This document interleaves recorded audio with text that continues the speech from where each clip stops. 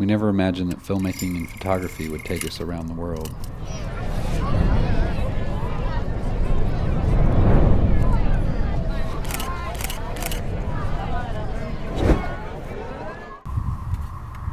To see new places for the first time with fresh eyes, that's how we want to see every day. Even in our hometown, to be able to make something from nothing, to explore things around us. Explore the ordinary.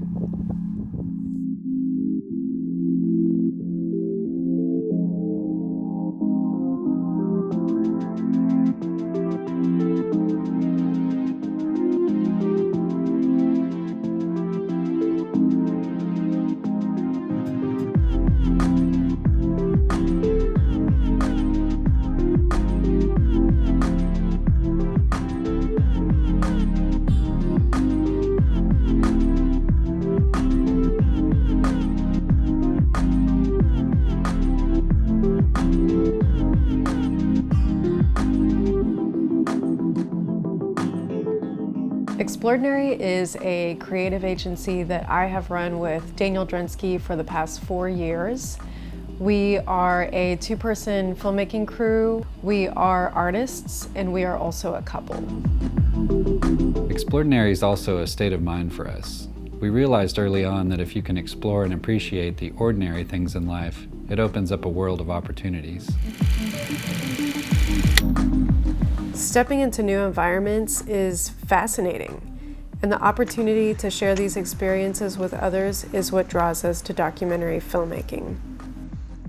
From directing, editing, lighting, cinematography, audio, even still photography, every day is a creative challenge for us.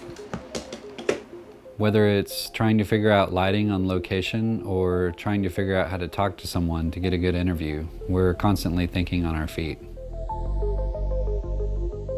We never really intended to become professional storytellers, but life kind of guided us in that direction.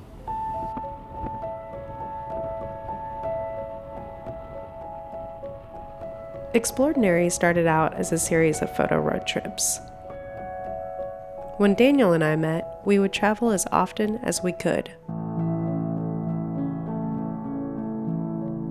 We were curious, we were looking for adventure, and we wanted to experience new cities and landmarks.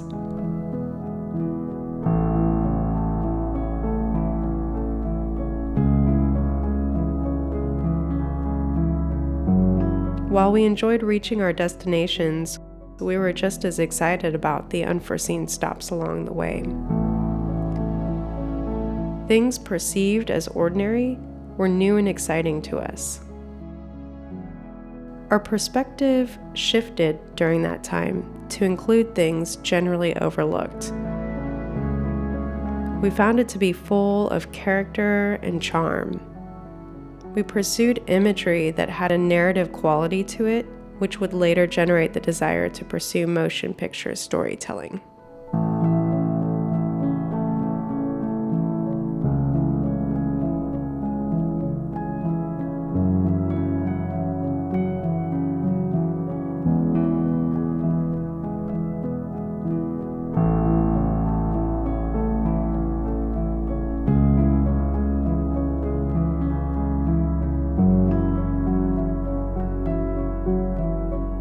Around this same time, we met photographer, skateboarder, and actor Jason Lee, who co-curates an online analog film community called Film Photographic.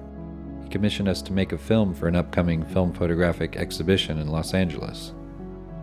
Over the course of 5 days, we interviewed 18 film photographers on the streets of LA.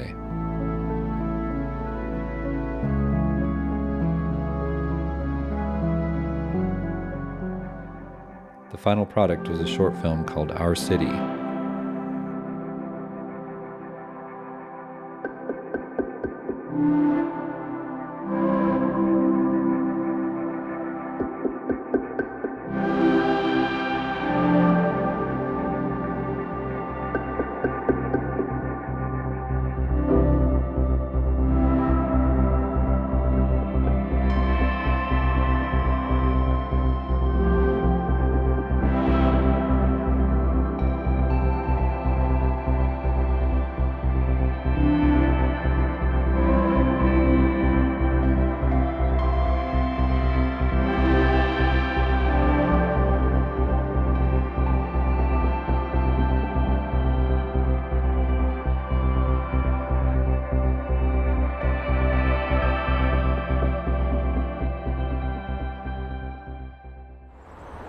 of the most compelling interviews we had during the filming of Our City was Eric Bouvet.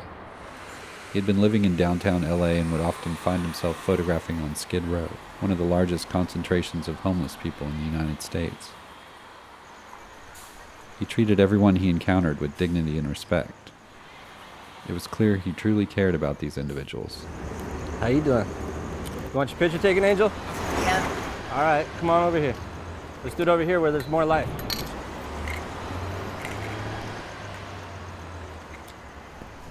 What's your name, baby girl? My name is Rose. Rose? My name's Eric. Nice to meet you. Nice to meet you.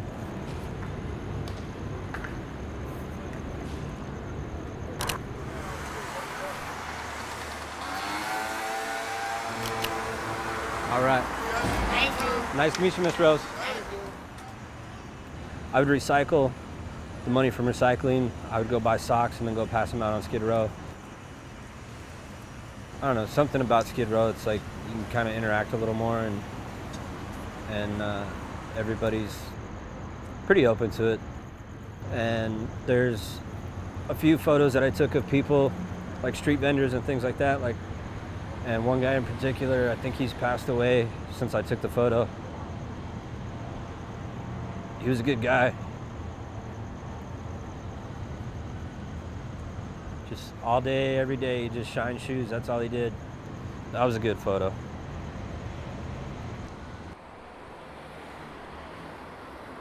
You know, some days I'll take one camera, some days I take two, some days I don't take anything and I just make mental notes, and if I want to come back, I'll do it, but just live day to day, make the best of each day. You know, try and be a better person today than you were yesterday. And don't forget to smile.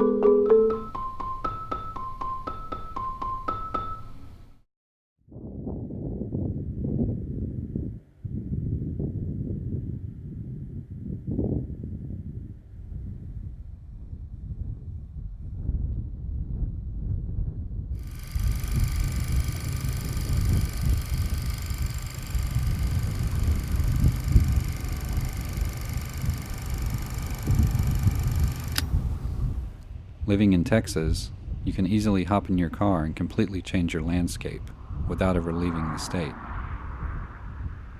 There's nothing more fulfilling than taking a camera with you and documenting what's out there.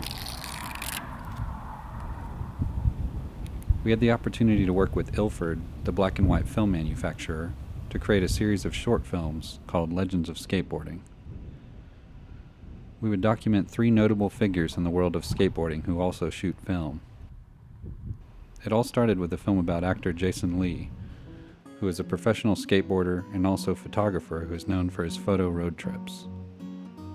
In 2017, he published his first book on the subject, A Plain View, which consists solely of photographs of Texas.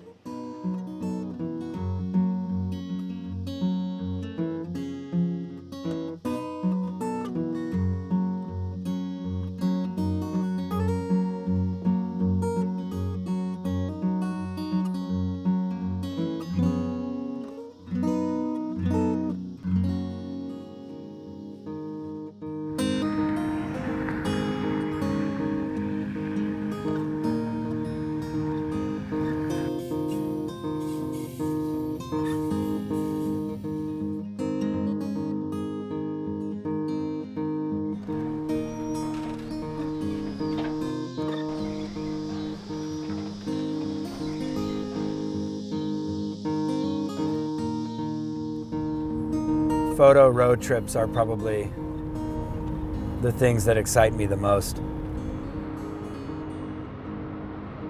There are stories everywhere, and certainly questions.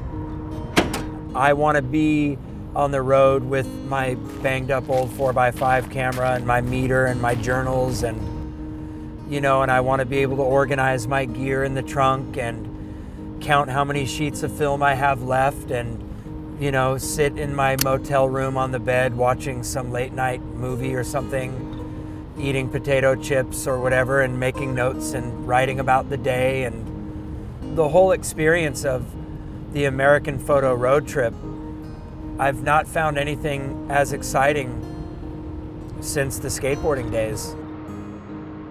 And ironically, it was sort of the skateboarding days and all the touring that would at least subconsciously kind of plant that seed of excitement in me every time I hit the road. Instead of having the board now and being on like a skate tour, I have my cameras. But it's essentially the same kind of thing. Looking for spots to skate, looking for things to photograph.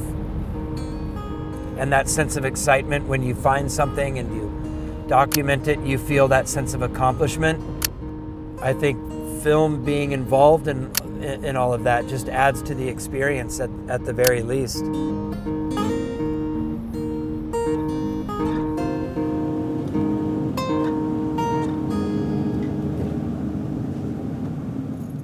That's the old petrified wood station. So back in the day, you would rent a little room if you were a tired traveler, and you'd fill up gas here. Yeah, Decatur's a really cool little town, but it's just a cinematic place. It's kind of a lonely, empty place, these towns in Texas. And history is so important, I think, for cinema and photography. And I think it's because of cinema and photography that we have that sense of history with places, that sense of feeling connected to places and nostalgia for places, because they've been documented over the years with motion picture film and stills cameras. We have this connection to it because of film, really.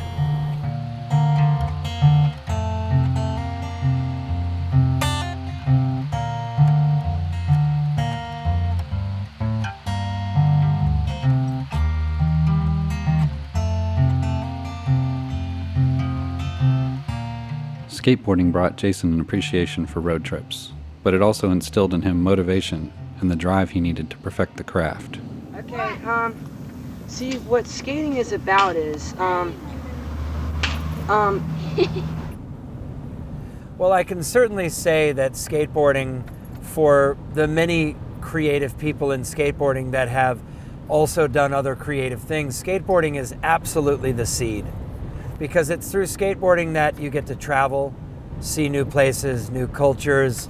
You get turned on to different types of music from different skateboarders. And if you're hanging out with the right skateboarders, you end up going to the museum when you're in London.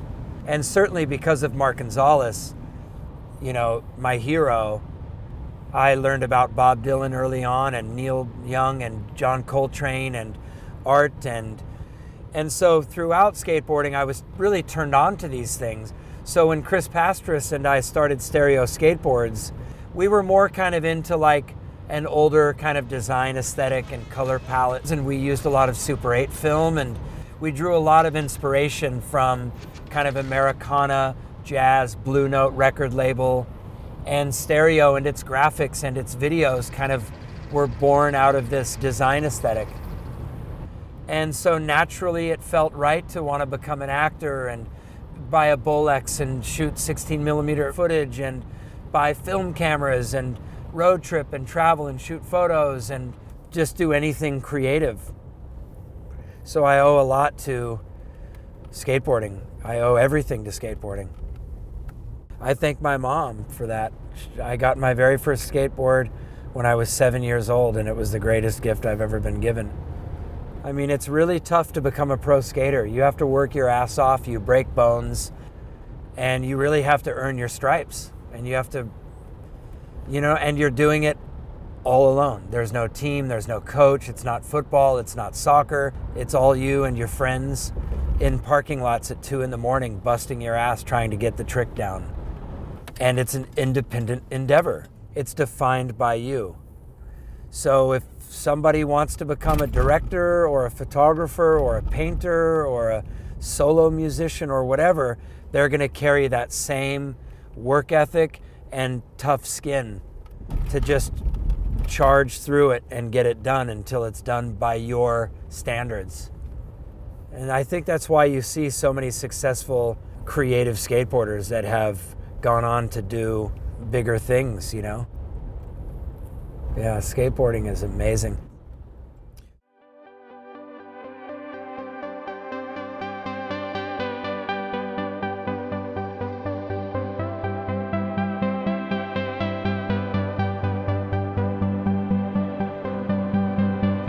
The next film in our series took us to Los Angeles to work with skateboarder, musician, and photographer Ray Barbie.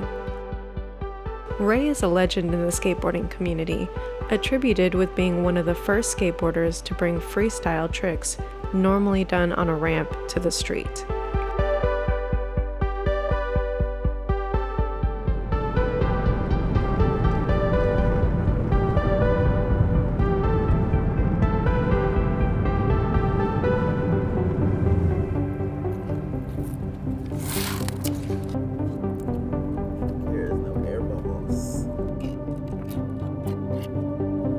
I have that type of personality that just gets excited about a lot of things.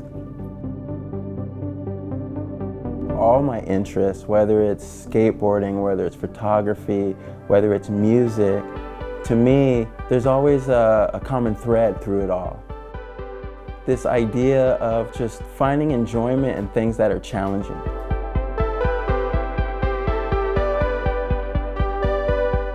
I got into skateboarding at the tail end of the backyard ramp era. But like most things, accessibility is everything. So we just started skating street. We would just pretend that we were still on the ramp. The tricks that I learned during that time skating, and because street was so new at that time, we stumbled across a lot of ideas that people had never seen. And you couple that with me getting sponsored by, at that time, the biggest skateboard company that was around, a lot of these ideas get tied to me.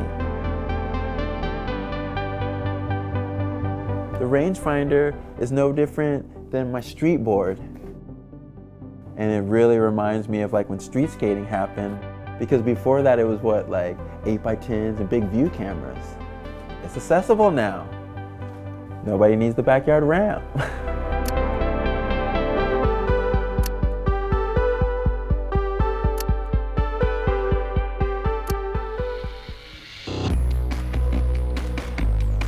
The Legends of Skateboarding series also included photographer Joe Brook. The film is set in the heart of San Francisco, where we follow Joe into the world of street skating.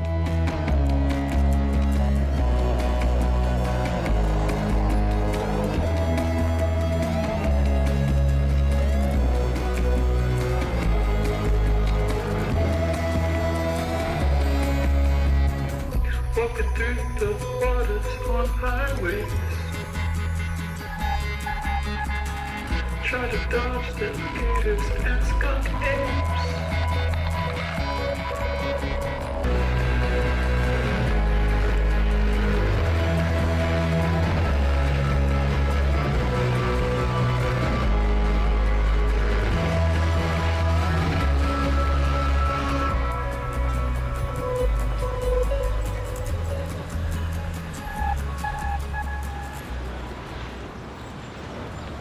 Shooting skateboarding is hard to explain to people. People are like, what, you shoot skateboarding? And it's definitely not a 9 to 5. It's very, you gotta go at this spot at this time or you get kicked out of spots. And so it's a lot of back and forth to try to get stuff accomplished.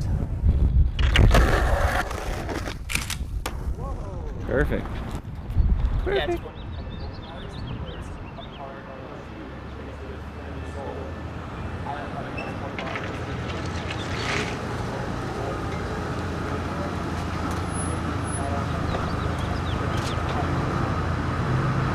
My name's Joe Brook, and I'm a staff photographer for Thrasher Skateboarding Magazine.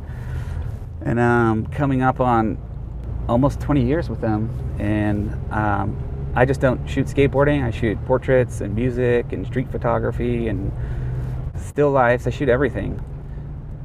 My main passion is skateboarding in life, and like photography as well. So both of those things together have been amazing for me, for my life, and to what I've done and seen, because of those two things. Like, they took me from a very normal life that I could have lived into like an extraordinary life that I never even imagined that could happen.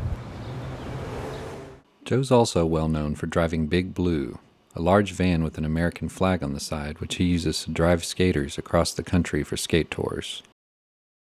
During our film, he picked up the GX1000 skate crew to take them skating at various spots around the city. GX1000, they're like a wolf pack. And they basically reinvented hill skating in San Francisco with the way they skate hills.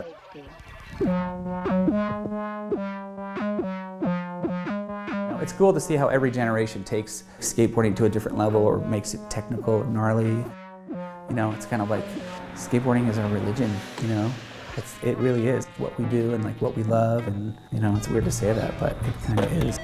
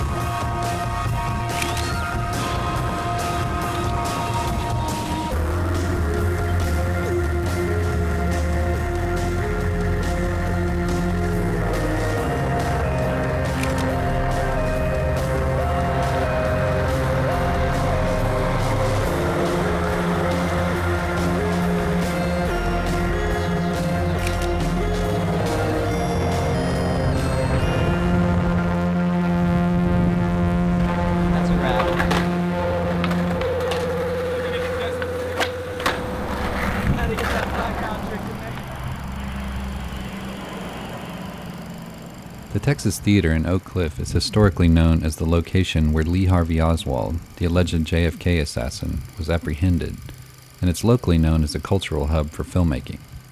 In 2018, the theater hosted a Don Jodorowsky, who presented his family's films.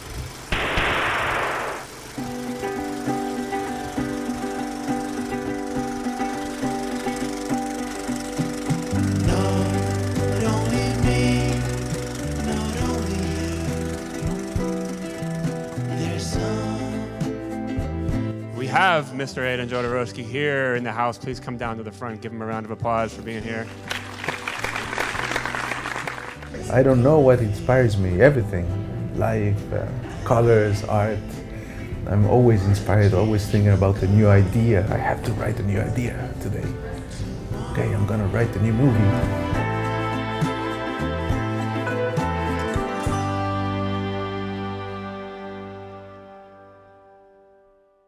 Don Jodorowsky is an artist, actor, director, and musician. He's also the son of Alejandro Jodorowsky, a psychedelic movie director and spiritual guru known for such films as The Holy Mountain, with whom he collaborates as an actor and film score composer. Don was raised in a unique household. I come from a family, they're all artists.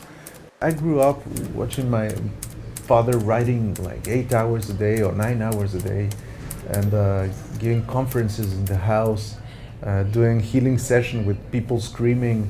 My brother was painting on the walls. My mother, when she was angry with a samurai sword, used to cut chairs and screaming, and we used to have dinners and read poetry. on the table. Yeah, or pee on the soup, or do surrealistic things.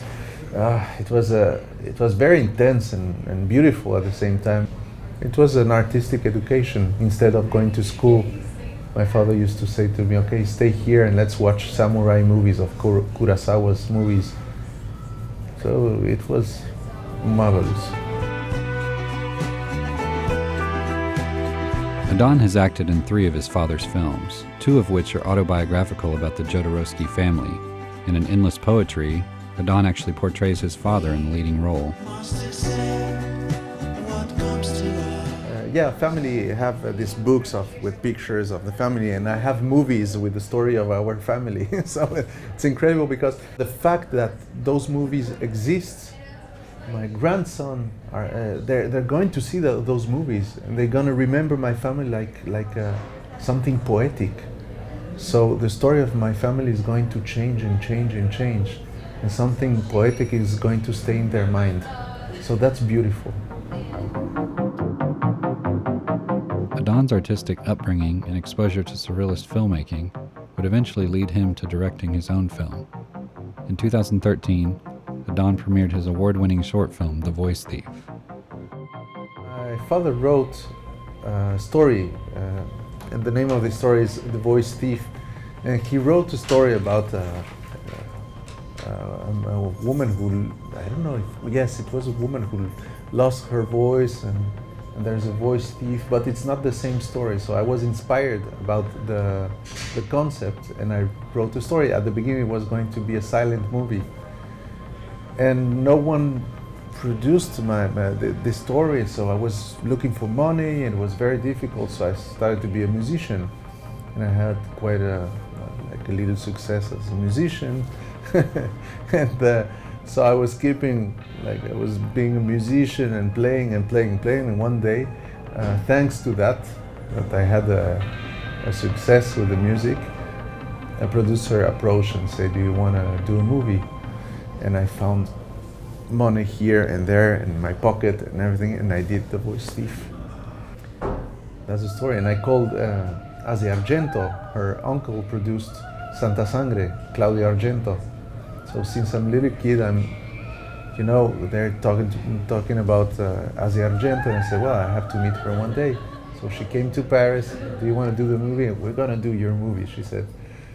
And she came to Paris again, and we shot the movie in Paris with the set designer of Fellini, who did Casanova. Incredible guy who did the sets. And we shot this movie in his house.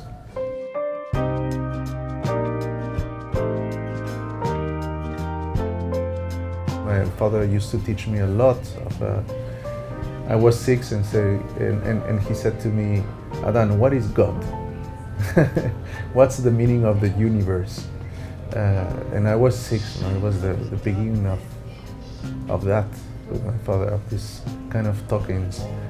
The meaning of life, maybe for me now, what I feel is that it's to be here now in this moment alive.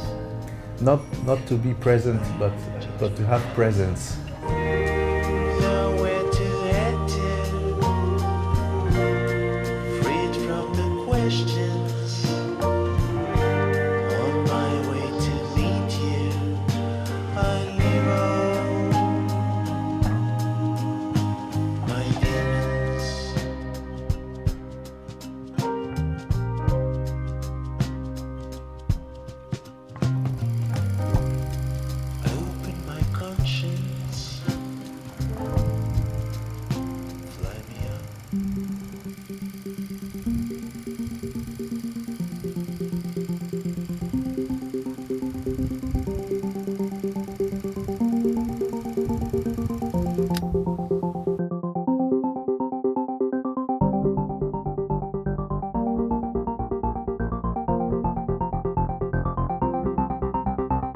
Between making films, we find it's important to make artworks both for ourselves and for our clients.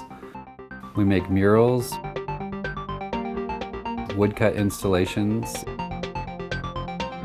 illustrations, and even wooden jewelry, our bolo ties.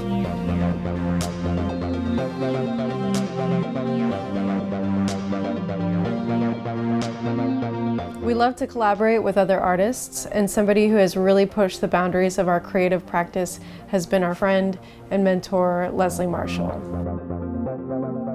Back in 2007, I started a design firm here in Dallas called Articulation Art, and my main focus is doing art consultation, innovative design projects, installations, and sometimes it leads to full bar and restaurant design or hotel design. Leslie will often have something specific in mind that she wants us to design or fabricate, but our collaborations are truly a joint effort. She works just as hard as we do on these projects, and we inspire each other in the process. So one thing that has been like a huge dream of mine and I've been able to do is just collaborate with other artists and bring them in on the projects that I have. Being an artist myself, like I have a certain style and certain things that I can do personally, but I'll have these other ideas and want to create something that is a completely different style, and I can visualize it, but I can't, fully do the concept myself. So it's been really great to be able to collaborate with different artists that do everything from sculpture, photography, murals. There's a lot. What is most unique about Leslie's personality is her potential to see the value in things that are often discarded. I think something that really made my business and my company unique was that when I first started out, I was actually a self-taught mixed media artist, and it's something that I really loved doing, and that is what led me to even create this business. And being a mixed media artist, I love taking like found objects and creating new things out of them, and that has really played out over the years in my business with my clients, because I can come up with ideas using sometimes literally trash to treasure of like creating an art piece out of found objects or creating something that's really one of a kind. It's very, very unique for a client. It's not something that you see in other locations, so it really sets them apart in their either art program or the design of their space.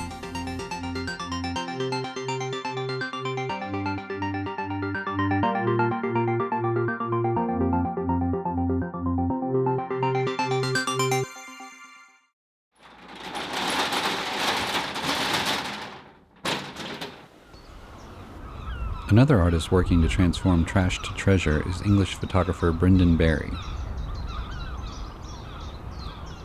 Part mad scientist, part photographer, he regularly makes cameras out of objects around him. In 2018, he made a working camera from a watermelon. The following summer, we heard he had something much bigger planned, so we traveled to Exeter to find out what it was.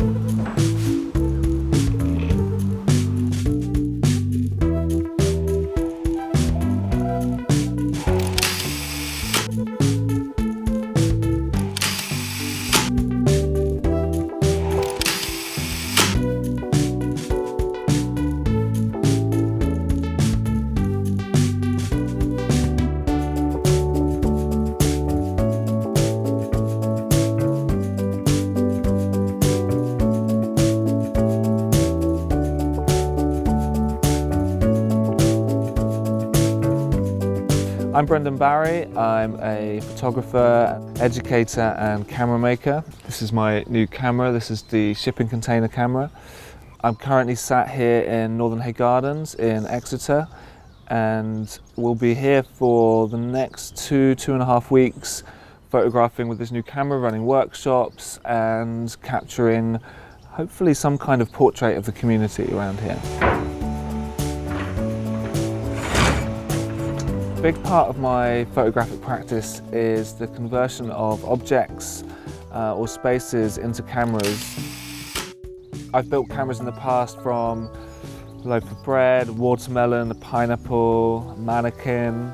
I made a digital projector once out of an old overhead projector and a desktop scanner. I've made cameras out of a log, Lego, cardboard, and then kind of scale has risen, the caravan shipping container. I even recently transformed the 46th floor of a skyscraper in New York into a camera.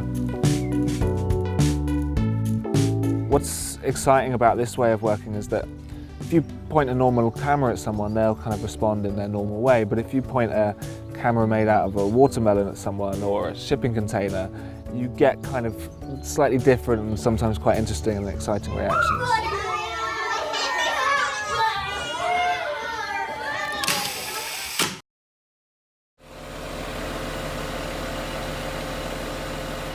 So building it was relatively quick actually. I'd been planning it for quite a while. So a number of the elements like the front wall and the kind of electric system and the pump system I'd kind of been designing and kind of thinking through for a fair bit, and then bringing it all together was fairly quick actually. It was just a matter of painting the outside. A really good friend of mine, Ben Noyes, he designed, and it's actually vinyl stickers on the outside. And that obviously helps with kind of drawing people's attention to the thing. And then on the inside, it was just a matter of painting it black, building the wall, a bench at the back, and a few of the kind of systems inside, fans and ventilation, some more advanced water pump systems, solar powered as well. This front wall moves back, so it's wheelchair accessible, and obviously a little bit more sturdy and stable. I was really lucky to have the help of some amazing students and various people that have sort of got on board and helped out along the way.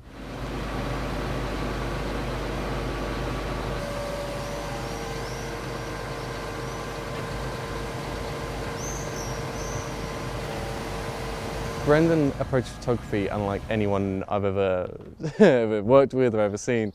He's so dedicated to making it a teachable experience and getting people involved within it. For Brendan, it's entirely this community effort and community feel where people can really express themselves, express how they feel, and learn more than just how to physically take a photograph. At the end of the time here, I'm going to be transforming this container from a camera into a gallery and exhibiting all of the work that we've made in the container in the container.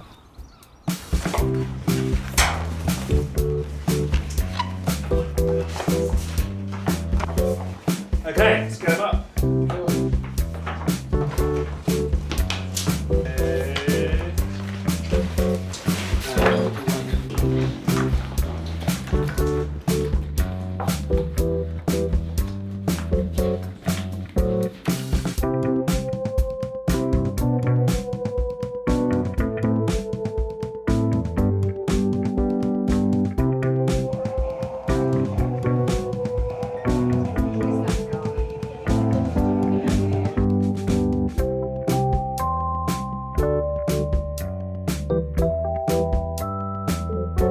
I dubbed this thing right at the beginning the, giant community camera or something. It's a kind of working title, and it really feels like that. It feels like a kind of community of people came together to help create this this thing.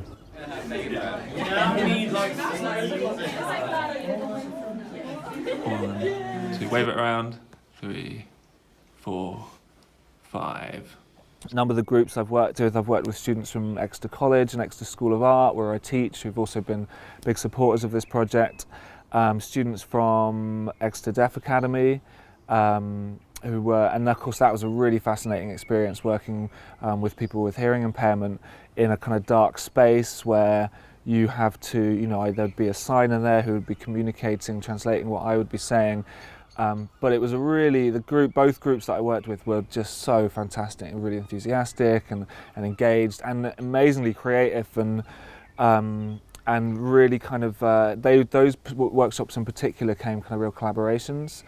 Other groups I've worked with are a local youth group called Freefall and another group that work with people with special learning needs called Freefall Plus. We've also had groups in from the Foyer, which is a local kind of social housing charity. And as I said, on top of that, just open to the public on a number of days, so people can come and just wander in and hopefully have an interesting experience. While there's such a big emphasis on this being an experiential way of shooting, an experiential based camera, the actual finished images themselves are inherently beautiful and each of them carries that story of how they were made, the way the chemicals are poured, the way they've reacted. Each of those is completely unique, and I think people really responded well to that and loved that their individual time with this camera has been immortalised in this one-off prints that really can't ever be recreated.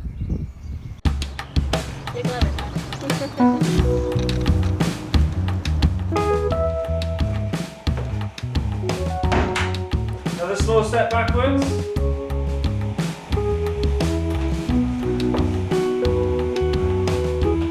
Okay, hold nice and still, Emma, just look this way. So you get that right on her face.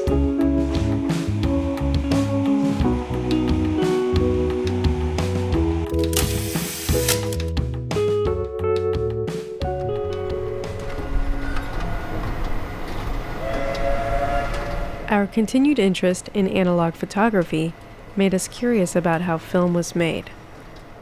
We toured the Kodak factory in Rochester, New York to gain a better understanding of the origins of color film. Shortly thereafter, we received a personal invite to tour the Ilford factory in Manchester, England, which resulted in a short documentary called Behind the Film.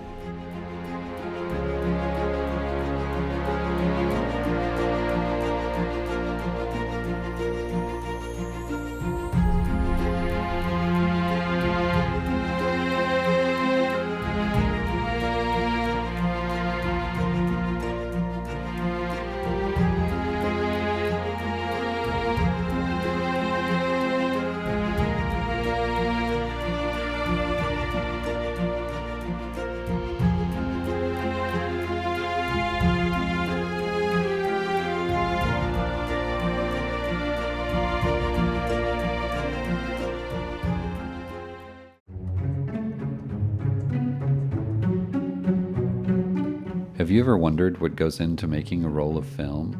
Since 1879, Ilford products have provided photographers with a way to see the world in black and white.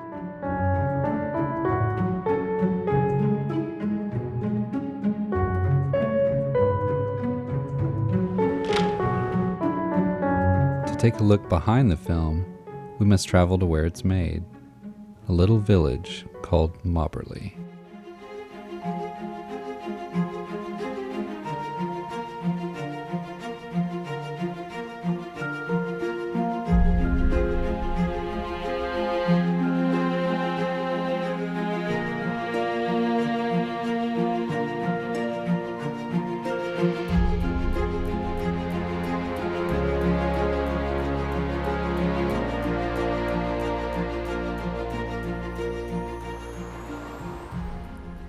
While touring the Ilford factory, we met the friendly scientists who create the film, many of which had worked there for over 30 years. So we'll go inside and have a look at what photographic emulsion looks like. Yeah? Yeah.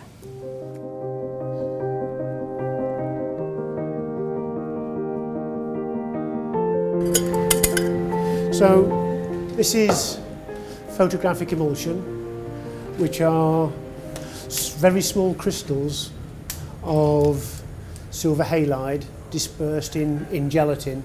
So over here is an electron mic of what the crystals look like, and they're dispersed in gelatin. After the product is made, it's put into a cold store, and then it's spread onto film and paper base for photographic customers. The emulsion is created in total darkness, and with the help of this machine, is pumped into 5-kilo bags and placed into a cold storage set at 6 degrees Celsius. Nice and cool. There are different recipes for photographic emulsion, with an important variable being the crystals. The crystals help determine important factors for a photographer, such as the grain of the film, as well as its ability to capture light, its ISO speed. In general terms, the greater the surface area of the crystal, the faster it will be. As you go through from Pan F to FP4 to HP5, you're increasing speed, the crystals are bigger, and in general terms, the iodide content is greater as well. The entire process was fascinating, with the finishing being the most exciting. In the finishing department, rolls of film move down the line and are packaged by machines.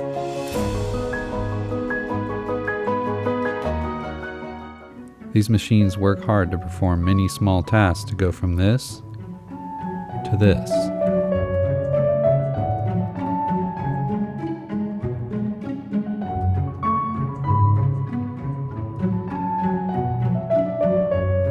Okay, so we're on the 35mm cassette making line. And the first thing that happens is we receive a parent roll from M14 and it's slit into 31 pancakes. So it's just 35mm in width and it's around about 600 meters in length. These pancakes are delivered to the line in light tight boxes. This is a training aid, so don't worry. This pancake is loaded onto a rotary perforating head, which creates what we know as the sprocket holes. The information of the film, such as the film stock, frame numbers, and unique 4-digit batch number are also signed onto the film. Meanwhile, a hopper orients the cassettes into the proper direction for the barcode to be read, ensuring the right film stock is entering the cassette. A conveyor then takes the cassettes into the darkroom where the machine spools off either 24 or 36 exposure rolls. The loaded cassettes then exit the darkroom and head over to packaging.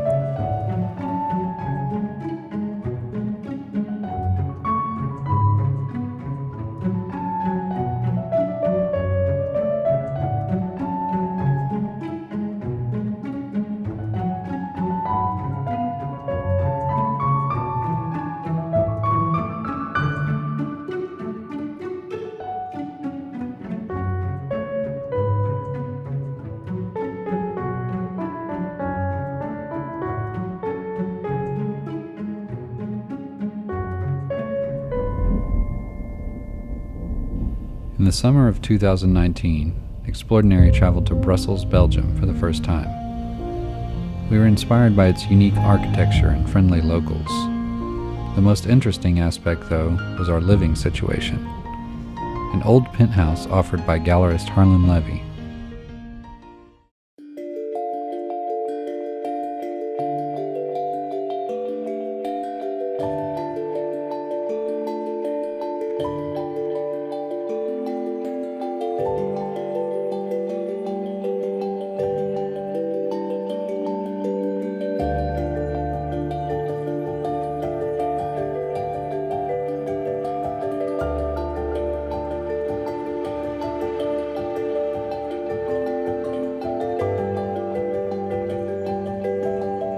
Most people who work in the hotel don't even know about it because it's just like, out of bounds territory. It's this middle ground of decadence and decay.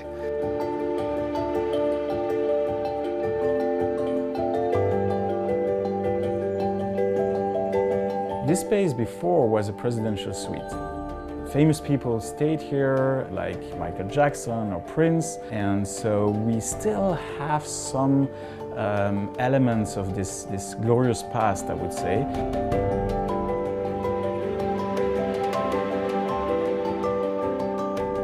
Since 2014, it hasn't been on the books to renovate that space, so that space is just unused, and the hotel very kindly and generously allows us to use it and put artists in there.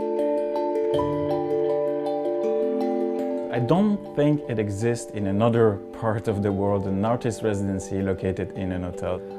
You enter the hotel and it's really normal, a completely normal hotel, and then you go all the way up because the residency space is located at the top floor.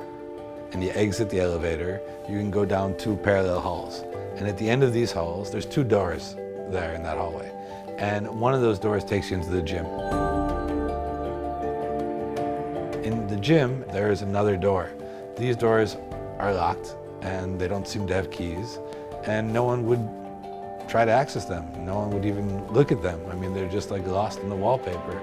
But when you open those doors and you go up, then it's like steel staircases, beautiful chandeliers, and you enter the penthouse.